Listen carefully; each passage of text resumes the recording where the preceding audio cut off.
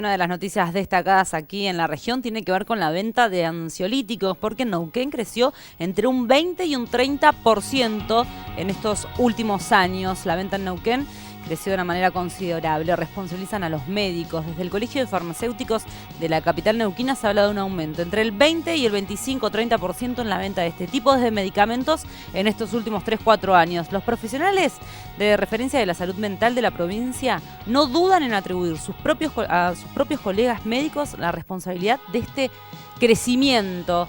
La titular del Colegio de Farmacéuticos, Teresa Albizua, dijo que si bien el aumento de expendio de medicamentos, como el clonazepam, por ejemplo, es sostenido, va fluctuando en el transcurso de los meses y atribuye las causas de este fenómeno al alto nivel de estrés en los que se vive en esta sociedad. Estadísticas de Neuquén, hablamos de un crecimiento de hasta casi un 30% en este último tiempo, pero estadísticas que vienen aparejadas también con un fenómeno que no se da aquí en la región ni en la provincia neuquina, sino que se da a nivel nacional, Manu.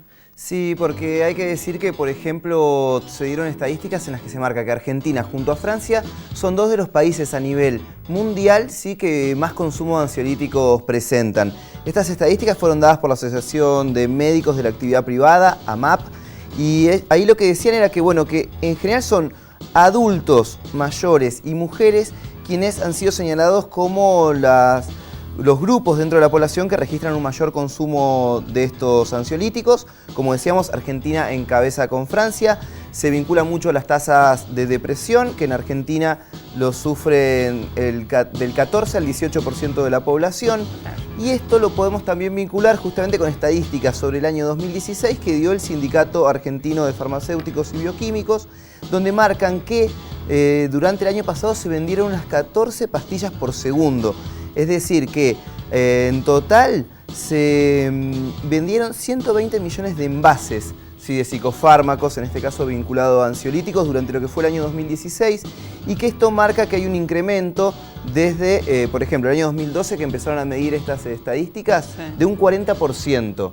¿Sí? Según el Sindicato Argentino de Farmacéuticos y Bioquímicos, y además remarcaron que el 20% de estas pastillas se venden en forma clandestina, ¿sí? A través de locales no habilitados. O sea que incluso estas cifras podrían ser aún más alarmantes, ¿no es cierto? Porque estas son estadísticas que se basan en la venta legal, pero digo, si uno encima se pone a pensar de que hay venta ilegal de este tipo de fármacos. Claro, venta ilegal, y además de la venta ilegal también en muchos casos personas que tuvieron receta para comprar y que luego incluso se la terminan entregando a otras personas. Claro. Es decir, que terminan haciendo que alguien más consuma sin una receta médica, es decir, sin el control.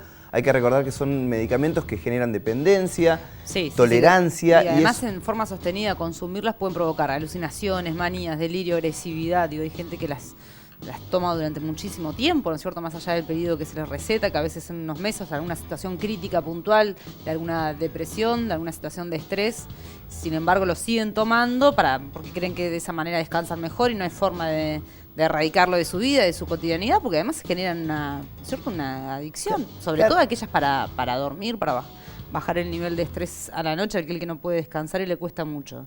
Comienzan y es una rueda, no paran más. Muchos, claro, creen que es la salida a poder descansar mejor o, por ejemplo, a bajar el nivel de ansiedad, pero generan dependencia y eso hace que en realidad, en lugar de tratar un determinado cuadro por un tiempo breve, termina siendo lo que se extiende en el tiempo, sin una continuidad, digamos, por parte de un médico de cuál es el tratamiento, y eso genera, así, dependencia, tolerancia, el cuerpo ya siente que eso no le está haciendo efecto y suben las dosis. Realmente sí es algo preocupante porque, como bien decías, afecta a la salud y mucho. Bien, esto de subir las dosis también viene relacionado a temas que hemos tratado con América, que tienen que ver con la gran cantidad de gente que se automedica en nuestro país, además, ¿no es cierto? Dicen que las cifras son bastante más alarmantes en las mujeres que en los hombres, son mucho más dependientes de este tipo de consumo.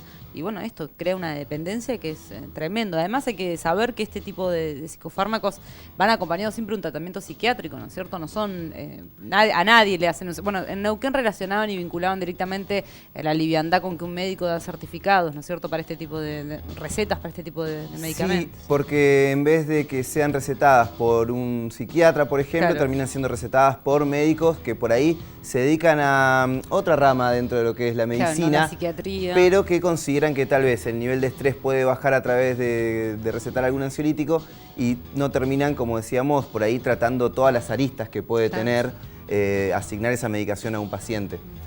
Por eso preocupa, porque en muchos casos no es recetado tal vez por el médico adecuado para esto, y además, como decíamos, la venta, que en algunos casos incluso es ilegal, y la automedicación que se termina dando en la población creyendo que es una salida viable cuando en realidad termina generando más complicaciones que soluciones.